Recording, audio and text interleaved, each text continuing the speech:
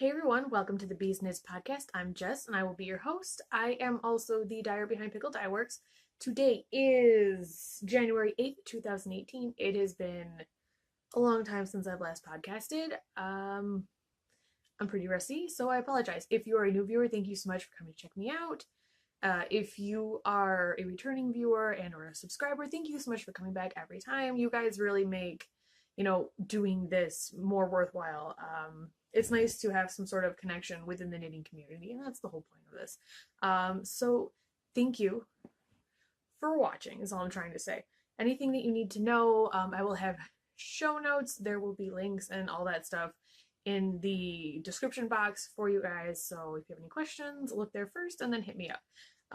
Okay, I have a ton of things to show you guys. I'm going to try to make it quick. I don't want to, take up all of your time. I don't want this to be too long.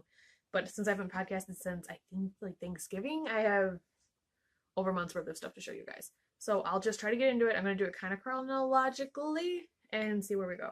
I can't remember if I showed you guys this, so I'm going to show you now. And yes, this has been done the longest of everything, and no, I haven't sewn in the ends yet because I don't know why.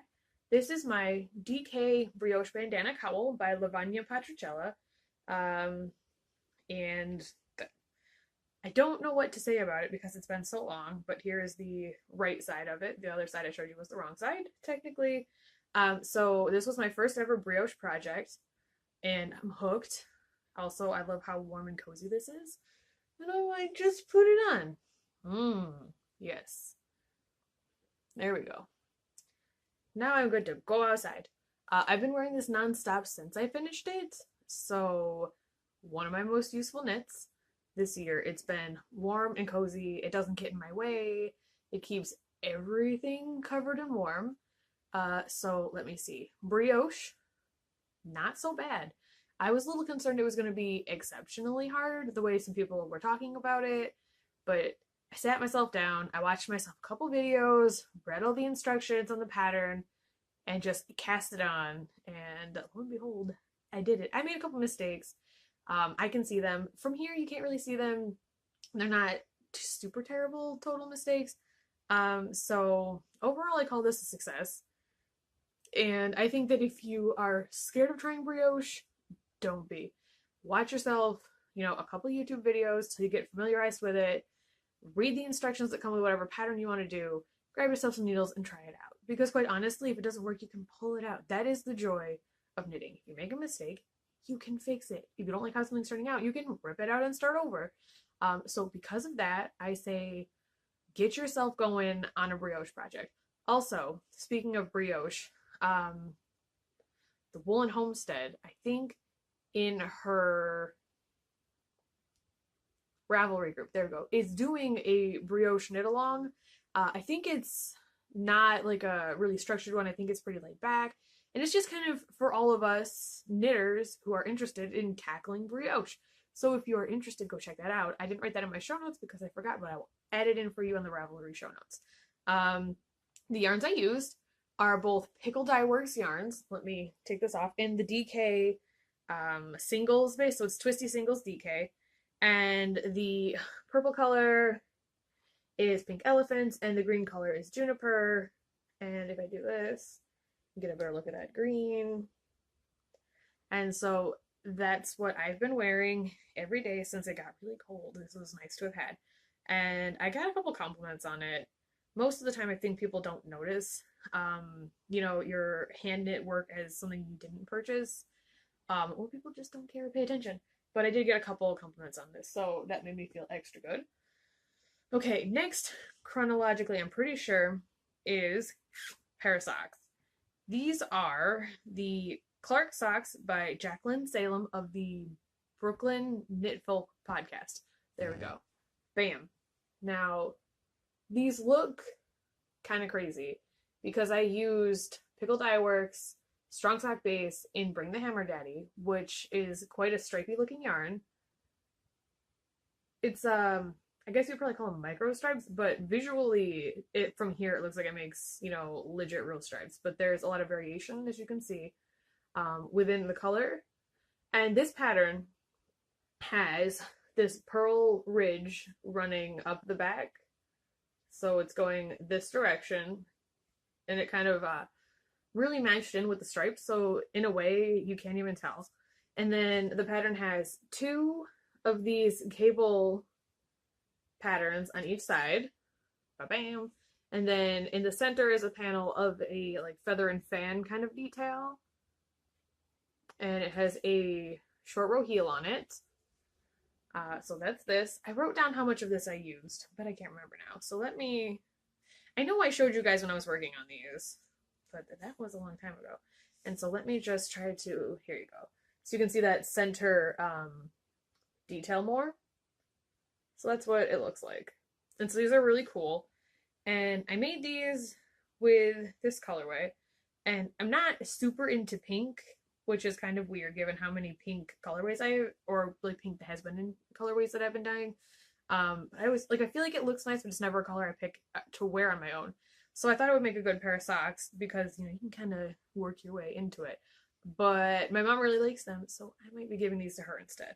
So that's these. And I think the next thing that I finished was this. No, this. Duh. It's like the biggest project I have. This big project, if you can't guess, is the Zweig sweater by Caitlin Hunter of Boyland Knitworks. And it's totally finished. If you follow me on the Instagram, you will know that I finished it. Buzz in my mouth. You will have seen a picture of me wearing it while I was finishing it. So this is it. Let me get you up close. So the orange is pumpkin guts, and the gray speckly tonal color throughout the rest of it is called Robots Don't Cry. They are both dyed up on my strong sock base, which is 75% superwash merino, 25% nylon. I did not use nearly as much as this said I would need, but that's because I made it a cropped sweater, and I don't know, I might have overestimated the amount of yarn I needed. But I went by the yardage on the yarn, as well as the yardage she said was required in the pattern. And so I have a full skein plus like maybe half of another at the most. But I have one full one that I didn't even touch. So that's this. I wore it the last time I tried to podcast, but it did not take. So that's that.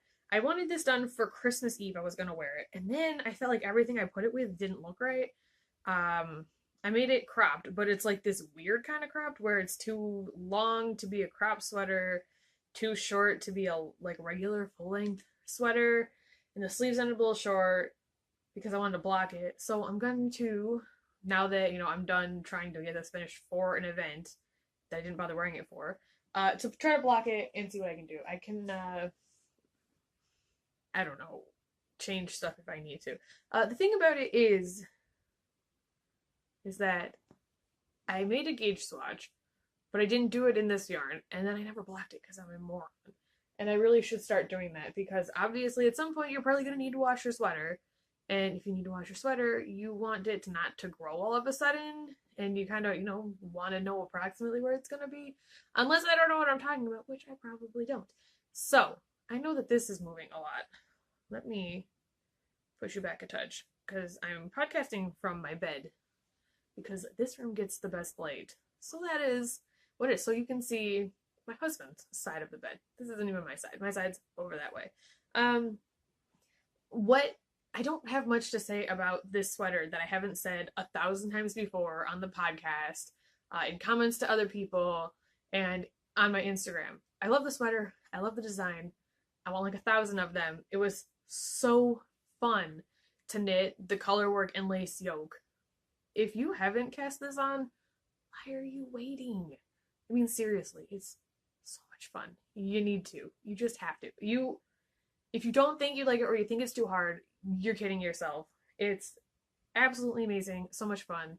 And also, if you end up not liking it, you can rip it out, but I guarantee you won't.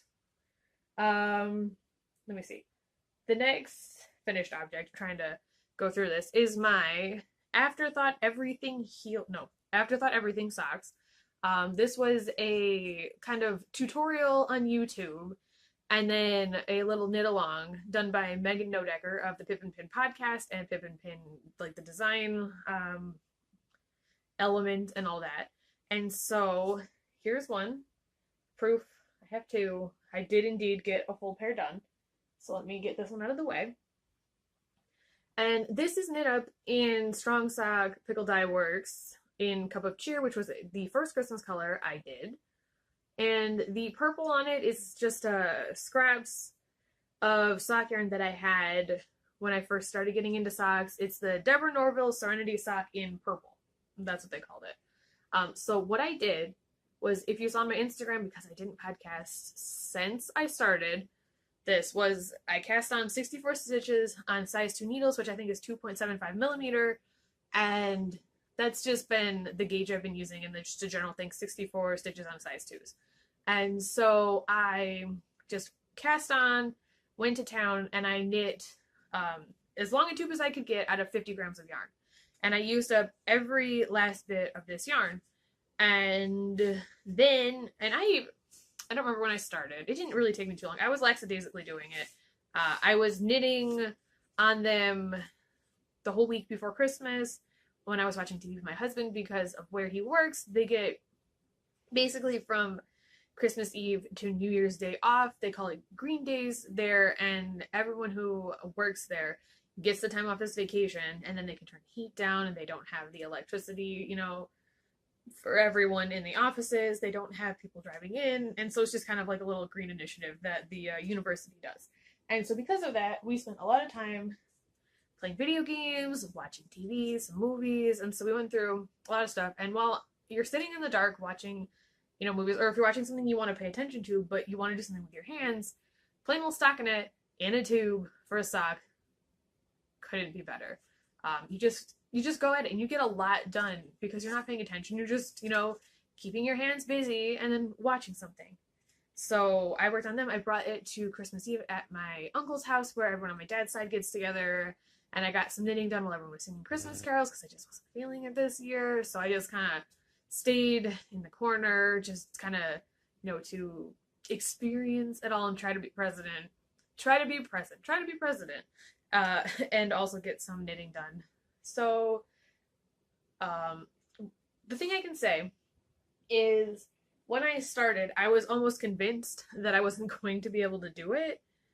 Also, sorry if they look gross. I have worn these socks already like 3 times because I am obsessed with them.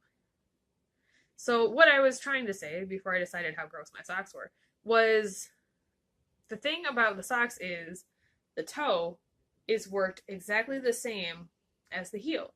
So if you know how to make a toe, then you know exactly how to do a type of heel, is what I'll say. There's tons of options. You don't have to do that kind. That was what she had used. She used a wedge toe and wedge heel, and so I did it. And I picked up stitches after I cut everything for, you know, all the ribbing. And yes, I wanted the ribbing this small. I didn't run out of the purple. I just thought it looked nice. And I picked it up for everything. And so I thought that was a good kind of task, or, you know, challenge, because I always feel like I don't pick up stitches well and I don't read my knitting well. So this was kind of a challenge to myself to be able to do that. And so I feel good about being, like, I'm feeling more confident as far as that goes. I made some mistakes, but I think we all do, especially if it's the first time you do something or you're still learning. So let's see. It was not nearly as scary to cut it as I thought it would be. And I just confidently made that first snip, and then after that, I was good to go. Because the thing is, if I made a mistake, I could just rip the whole thing out, re-knit it, you know, join the yarns, and just do something different if it didn't work out. But it did. So I've got another pair of socks. I want to do the box of socks knit along that Bull and Vine Yarns/Yarngasm podcast Kristen runs. These don't count because they were a whip from 2017. So I am behind already. But to be fair, I've got a lot of time to get 12 pairs of socks done, assuming I get them done. So we'll see how that goes. What I do want to share with you, since I'm still here, I have it in my hand, is as you can tell, I bought sock blockers. So these are I think it's the large size. It's the UK 7 to 9, US 7.5 to 9.5 size sock blocker from Yarnistry.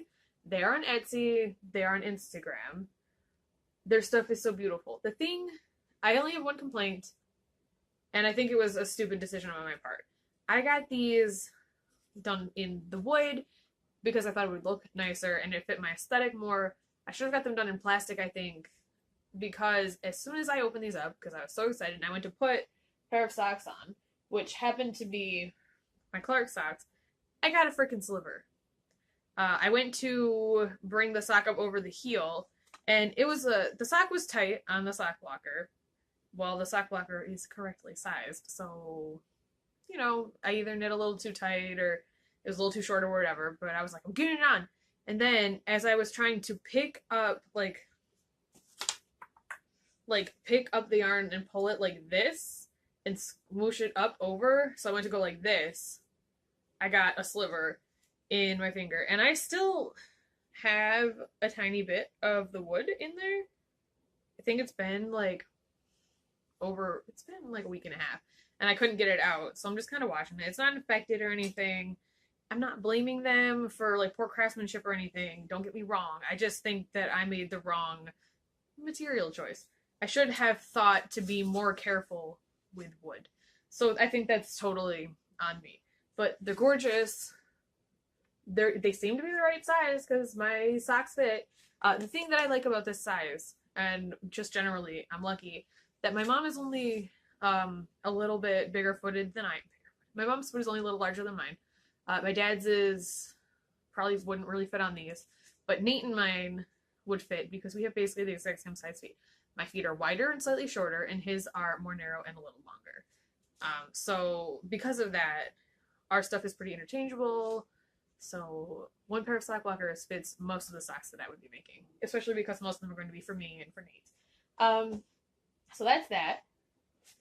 Let's see. My next finished object, as I resituate myself here, is another pattern by Caitlin Hunter of Dyeworks, and she came up with this hat pattern. And as soon as I saw it, I just about had a heart attack and had to have it. And so I finally knitted it up for myself. I knitted it up in like 4 days maybe. So if you have a lot of time on your hands, you can get this done and get it on your head by the time you get another cold snap or snowstorm. So before I keep talking about it, this is the Kobuk hat with a pom-pom. This is knit in Pickle Dyeworks, Twisty Singles DK base in silver lining, and this is I've got fuzz all up my nose from today. This is basically my favorite so far thing that I have made. This was my first finished object of 2018, and I learned myself a lot of skills. So I cast this on 3 different times to get the size right because I didn't knit gauge swatch and it bit me in the butt. So the thing that's so great about this is that it's in twisted rib, and you make these mountains right here. So you've got a twisted rib mountain, and then you've got probably a seed stitch. I would put moss stitch, seed stitch, right here. And then if you're feeling it, bobbles. And then because you're always feeling it, a pom-pom. So the deal with this is I cast it on a needle one size larger, and I cast on the large size. And as I got to the part where we make the bobbles, I was very strongly considering just doing a purl instead of a bobble. It would, 1, have saved me time, 2, have saved me yarn, but 3, would not have looked as fun / taught me a new skill because I'd never made bobbles before. So I insisted on making the bobbles so I could learn how to do it, was basically it, because I liked the look of the pattern as is. Like the sample she knit that you see as the first picture on Ravelry for it was what I wanted. So why would I not do it?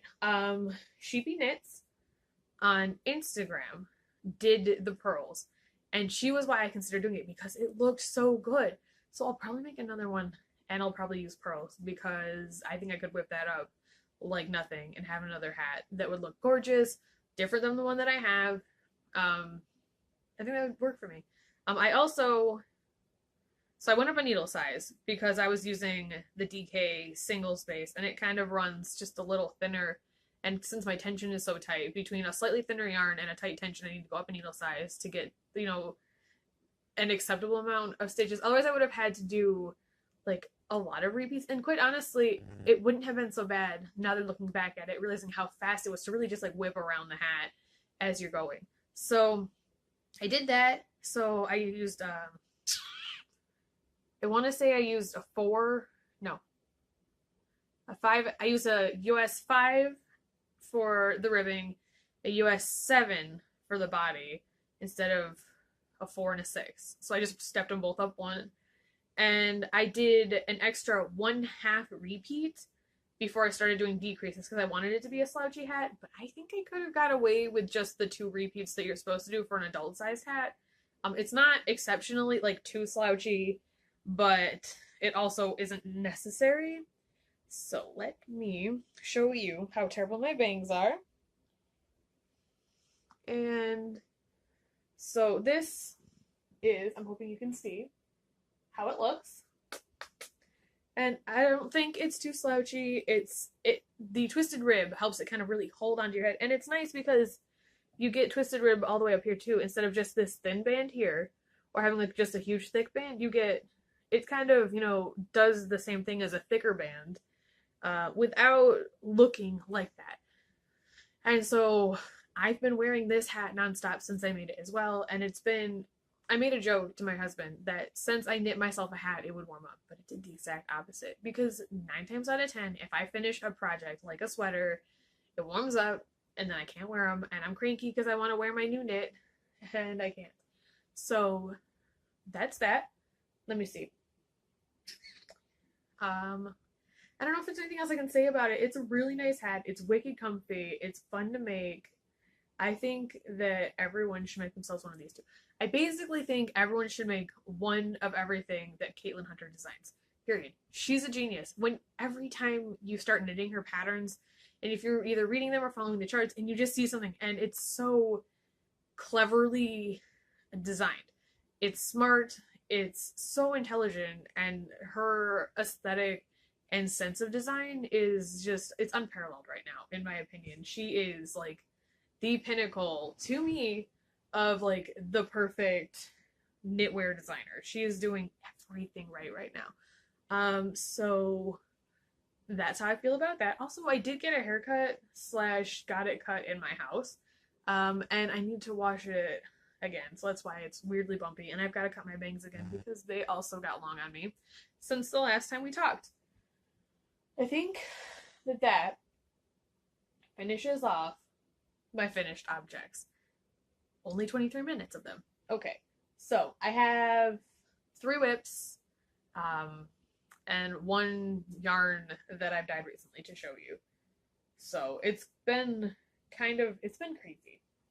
So my oldest whip, which I started the end of December, is a worsted weight brioche bandana cowl by Lavagna Patricella. So this is as far as I got, and I did this all in like 2-3 days and then kind of set it to the side for now. And here is the wrong side. And I am using Vanna's Choice in Mountain Print, which is this right here, the variegated one. And then, what is it? Big Twist Yarns in Taupe colorway. So these are what I'm using. And I have a ton of these acrylic worsted weight yarns in my stash from when I first learned how to knit and went crazy for like clearance sales when an AC Moore was going out of business near me. Because of that, I have a lot of yarn that I'm not using if I'm making stuff with fingering weight yarn that I'm dyeing myself. So I have come to the realization within the last month that I should be making less selfish knits because eventually I'm going to run out of room for these things, and that I would like to continue knitting approximately the pace I've been knitting. So I would like to donate these knits instead. living in central New York, we have seriously cold, snowy winters. I would like to knit up hats and mittens and scarves and stuff like that throughout the year and then donate them come, the winter time at the end of this year. Um, that's what I'm hoping. And I would encourage you guys as well to do some charity knitting, or knits for donation, just to help someone out. People like having things made for them with love in general. So I'm all about trying to be a little less selfish and a lot more into that giving, knitting kind of thing. And the knitting community is full of so many people who do all kinds of great things, and I just kind of wanted to join in on that aspect as well. So that is my plan, like my overarching plan for 2018. It's not just, oh, I want to make these sweaters or this hat, or I want to make X many socks. What I really want to do is try to be more mindful with my stuff as far as that goes, because it's easy to just make something and then be like meh to it if you don't like it, or it's not like a yarn you prefer, or it doesn't have a good fit. And so I want to really work on that more so than checking, items off a box that I got done. There was a thing going on the Instagram that was the 2018 Make 9, and I participated because I feel like 9 projects in a year is usually not too insane. And it's nice to see what other people are doing, get inspired by other projects, see what other people are just interested in general. And so I put what I felt like were a reasonable amount of projects in there. This is my first check on the Make 9. I wanted to make this hat, and I got it done lickety split. So I already have something done. I have another thing on my list that I'm working on right now. So it's not unreasonable. I think I have like 2 sweaters and 2 shawls and then a couple other things. It's nothing extreme. If you want to know what I have on it, I'll post it on probably the show notes and Ravelry, or you can just go to my Instagram and scroll through for a little bit and you'll catch it. I haven't posted that much the last couple weeks, so you probably wouldn't be that hard to find. So my next newest whip is a pair of just vanilla socks for Nate. They're done in the strong sock base, which is 75-25 superwash merino nylon, and it's just been my go-to sock base. I like it. I've been enjoying working with it. It's comfortable. It's been making me comfortable socks, and I can't tell you how long wearing they are because I've only started wearing them this winter. But I have a feeling they're going to really hold up. And so I'm doing this in Sapsucker Woods, which is in the Etsy. Before I forget, the Etsy shop is currently 15% off everything in the store that's not the sock kit or the Zweig sweater kit, and anyone in the United States will get free shipping.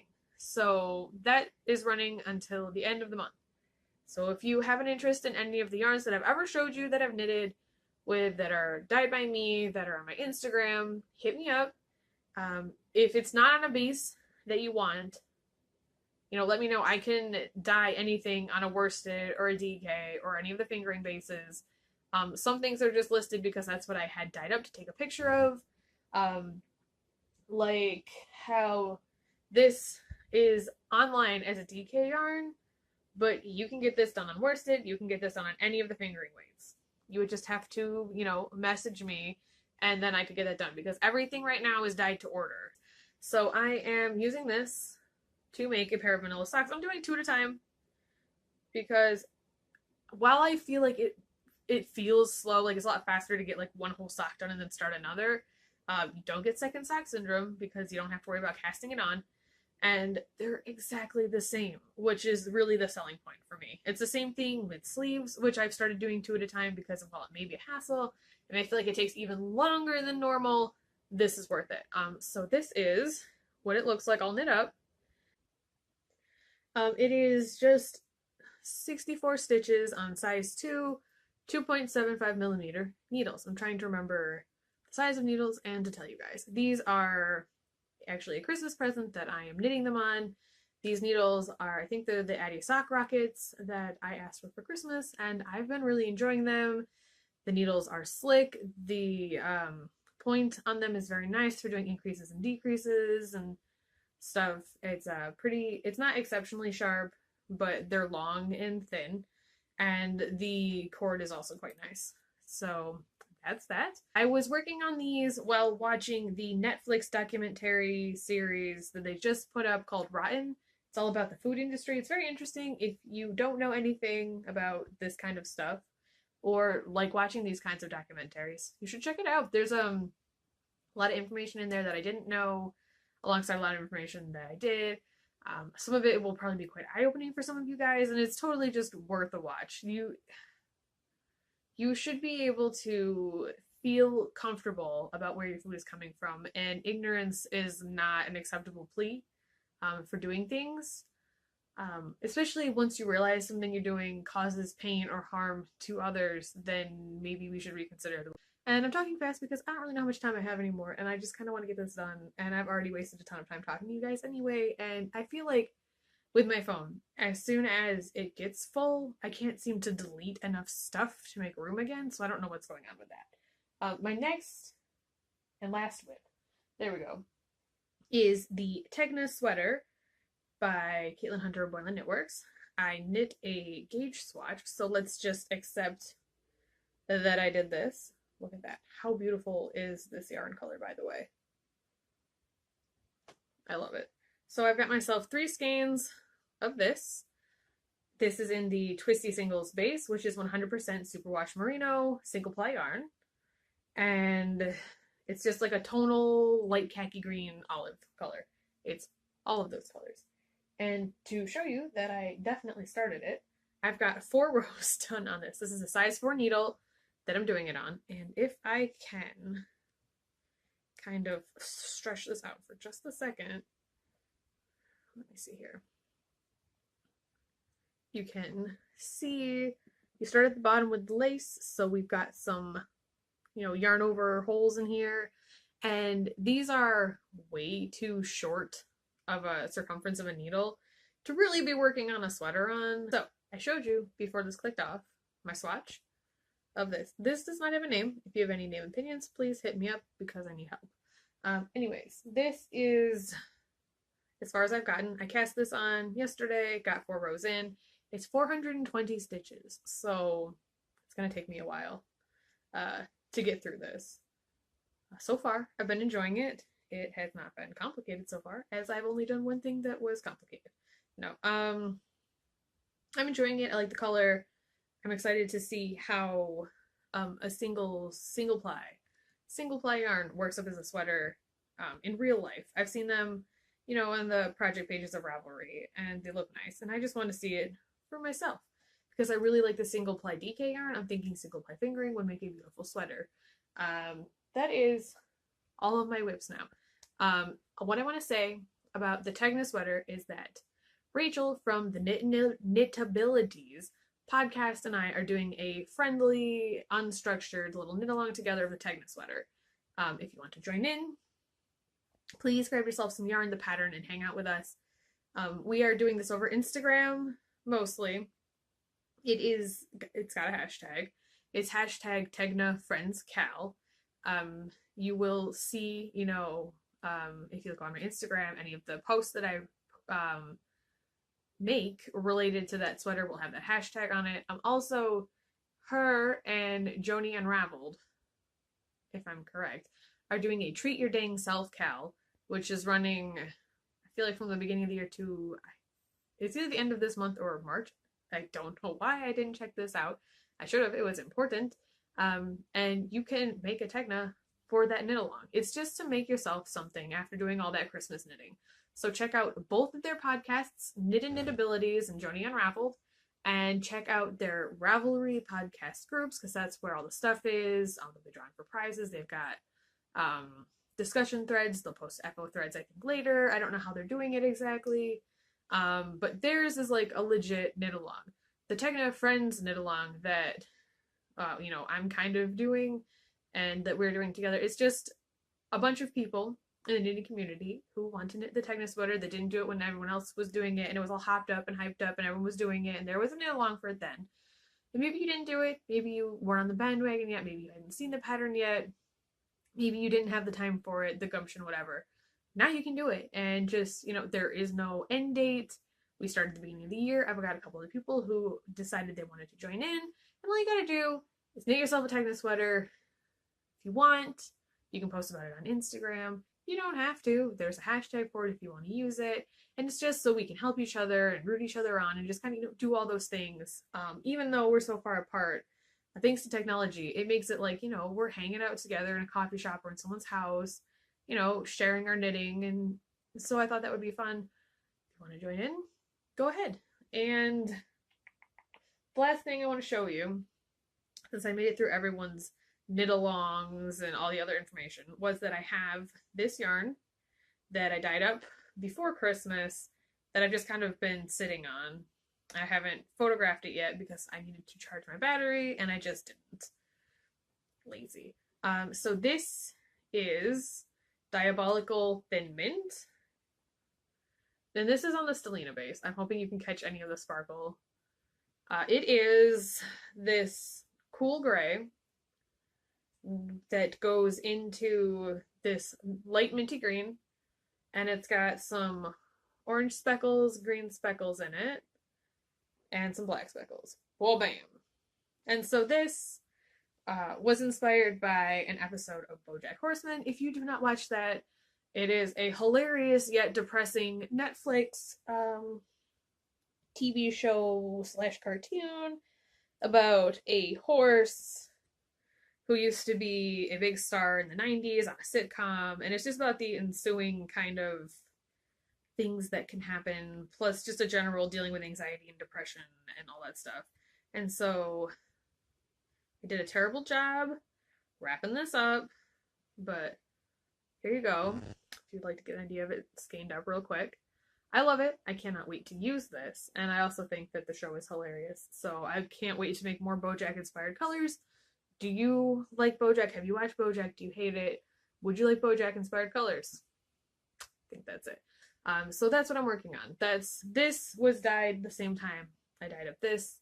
So it's been a while since I've had these done. I've just kind of put some stuff on the back burner to finish up the holiday stuff. So that's all my finished objects. That's all my WIPs. That's all of my knitting friends that I want to give shout outs to this week. That I can think of. There's just so many people in the knitting community and that podcast that are great. And I wish I could just have a huge running list of them going when this is over. Just be like, check out these people, because everyone's doing such cool stuff. Everyone's such great knitters. Everyone's so nice. And it's just nice to, try to be a part of that community.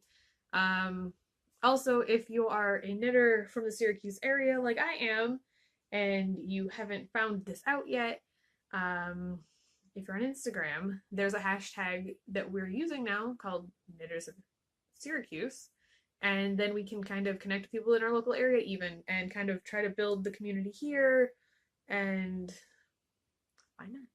So if you are a Syracuse knitter, come join in the hashtag party. I think that's everything.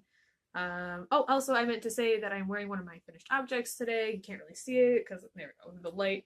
This is the Rock Creek sweater by Caitlin Hunter of Boiling Knitworks, and as you can tell, I love everything she makes because I've got 1, 2, 3 finished objects so far from her patterns, and I've got a WIP started. I basically want to knit everything she's ever designed. I bought almost every single one of her patterns. There's only a few that I haven't purchased yet. Also, I've been living in this sweater as well since I finished it. It keeps me super warm, and my laptop battery is dying, and I talked really fast at the end. I won't bore you with details of movies I watched because I already have to edit a ton of footage because I kept having a fight with my phone, and I just kind of want to get this done and out there. And since I went through all of my stuff, hopefully the next time I podcast, which will hopefully be next week, it will be done a lot faster. Okay, so if you ever made it this far, anything you need to know is probably in the Ravelry group. I put show notes in there. If you have any questions about anything, hit me up on Ravelry, Instagram, ask me a question over YouTube, comments, whatever works for you.